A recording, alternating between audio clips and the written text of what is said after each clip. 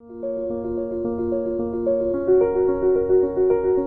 ذیابیطس ہم اس صورت میں یہ تشخیص کرتے ہیں جب کسی مریض کی بلڈ شوگر ضرورت سے زیادہ رہے اور اس کی وجہ انسولین میں کوئی خرابی ہو، یعنی یا تو انسولین کم ہو یا انسولین صحیح طریقے سے کام نہ کرتی ہو۔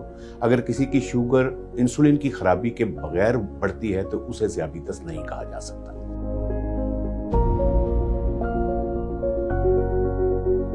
تو بہت ہی اس کا سادہ جواب ہے کہ ذیابیطس کی ویسے تو بہت سی قسمیں ہیں، لیکن جو سب سے عام قسم ہے اسے ٹائپ 2 ڈائبٹیز یا ذیابیطس قسم 2 کہتے ہیں۔ اس کی بنیادی وجہ وزن کی زیادتی ہے۔ جو فالتو چربی ہے وہ آپ کے جسم میں انسولین کو کام نہیں کرنے دیتی، یعنی ان مریضوں میں شروع میں انسولین تو کم نہیں ہوتی، صرف انسولین صحیح طریقے سے کام نہیں کر پاتی، اس لیے انہیں شوگر ہوتی ہے۔ دوسری جو عام وجہ ہے موٹاپے کے بعد وہ ہیپاٹائٹس سی ہے۔ ہیپاٹائٹس سی والے مریضوں کو بھی شوگر نسبتاً جلدی ہوتی ہے۔ جو حمل کی شوگر ہے، جو عورتیں پریگننسی کے دوران جن کو شوگر ہو جاتی ہے، اس کا نظام بھی بالکل ٹائپ 2 ڈائبٹیز کی طرح ہی ہوتا ہے، اور وہ عورتیں اگر ڈلیوری کے بعد اپنا وزن کم کر لیں تو ان کی شوگر بہتر ہو سکتی ہے، اور اگر نہ کریں تو انہیں مستقل شوگر ہونے کا خطرہ بہت زیادہ ہوتا ہے۔ اس کے مقابلے میں جو ذیابیطس قسم اول ہے، اس میں بنیادی خرابی یہ ہے کہ اس میں پہلے دن سے ہی یکدم انسولین کی پیداوار بند ہو جاتی ہے۔ یہ عام طور پہ چھوٹے عمر کے لوگوں میں اور بچوں میں پائی جاتی ہے، اور ان میں پہلے دن سے ہی ہمیں انسولین استعمال کرنا پڑتی ہے۔ آپ کے جسم میں شوگر 2 جگہ سے آتی ہے۔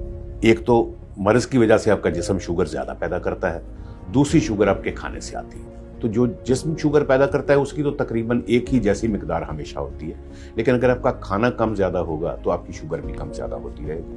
بہت سارے لوگ جو اپنے کھانے کا ڈسپلن نہیں بنا پاتے، ان کی شوگریں کبھی کم کبھی زیادہ ہو جاتی ہیں۔ تو 4 چیزیں ہیں جو شوگر بڑھاتی ہیں۔ ایک میٹھا ہے، جس کو ہم ظاہر ہے کہ بند کر دیتے ہیں۔ اس کے علاوہ شوگر اناج میں پائی جاتی ہے، جس میں آپ کی گندم آتی ہے، چاول آتی ہے، دالیں آتی ہیں، چنے، لوبیا، یہ سب چیزیں شوگر بڑھاتی ہیں اور ان کی آپ مقدار کو کم زیادہ نہیں کر سکتے۔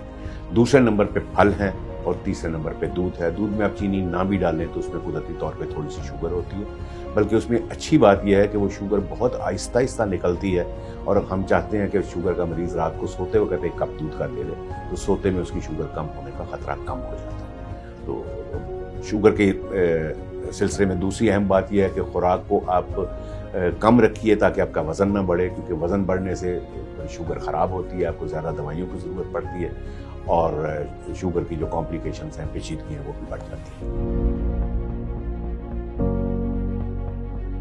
ذہنی دباؤ کی وجہ سے شوگر نہیں ہوتی۔ شوگر ہوتی اوور ویٹ ہونے سے ہے، لیکن اگر آپ شوگر کے مریض ہیں تو اور تھوڑی بہت شوگر آپ کی ذہنی دباؤ سے بڑھ سکتی ہے، اور اس کے لیے کئی دفعہ دوائی میں یا آپ کی خوراک میں تھوڑا عدل بدل کرنا پڑتا ہے۔ دوسری اہم چیز یہ ہے کہ وہ مریض جو ذہنی تناؤ کی، ڈپریشن کی، شائزوفرینیا کی دوائیاں لے رہے ہیں، تو اکثر دوائیاں جو ذہنی دباؤ کے لیے استعمال ہوتی ہیں وہ شوگر کا خطرہ بڑھاتی ہیں۔ تو ایسے لوگوں کو جو نفسیاتی امراض کی دوائیاں لے رہے ہوں، ان کی اپنی شوگر ریگولر چیک کرتے رہنا چاہیے، کیونکہ ان میں شوگر ہونے کا خطرہ ہو سکتا ہے۔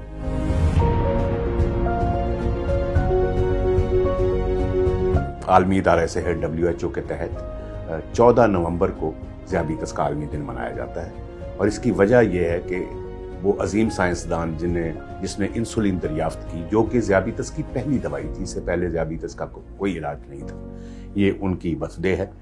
اور دوسری اہم بات یہ ہے کہ انسولین کی دریافت 1921 میں ہوئی تھی، اور 2021 میں اس کی دریافت کا 100 سالہ جشن منایا جا رہا ہے۔ سو اس سال کا یہ ذیابیطس کا عالمی دن انتہائی اہم ہے۔ اور تیسری اہم بات یہ کہ جو ورلڈ ہیلتھ آرگنائزیشن ہے وہ ہر سال کے لیے ورلڈ ڈائبٹیز ڈے کا کوئی نہ کوئی موضوع مقرر کرتی ہے۔ تو 1921 سے لے کے 1923 تک یہ موضوع ذیابیطس کے علاج تک رسائی کا ہے۔ تو ہمیں یاد رکھنا چاہیے کہ پاکستان میں ذیابیطس کے لوگ بہت زیادہ ہیں، ہمارا دنیا میں 4تھا نمبر آتا ہے، اور تقریباً 1.5 کروڑ کے قریب لوگ یہاں ذیابیطس سے متاثر ہیں۔ اتنے لوگوں کا دھیان رکھنے کے لیے ہمیں تقریباً 2.5 لاکھ کے قریب ذیابیطس کے ڈاکٹر، اس کی ماہر نرسیں، اور اس کے غذا کے ماہرین وغیرہ ایجوکیٹرز چاہیے، لیکن بدقسمتی سے یہ لوگ 1000 سے بھی کم ہیں۔